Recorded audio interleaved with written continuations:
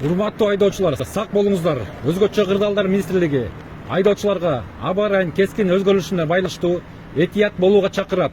Кыргыз гидрометтин маалыматына ылайык 4-5 ноябрь күндөрү өлкө аймагында жаан, кар жаап, карга айланат.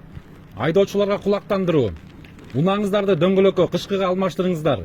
Алыска жолго чыкканда дары-дармек, суу, тамак-аш, күрөк жана башка керектелүүчүлөрдү алып алыңыздар зарыл.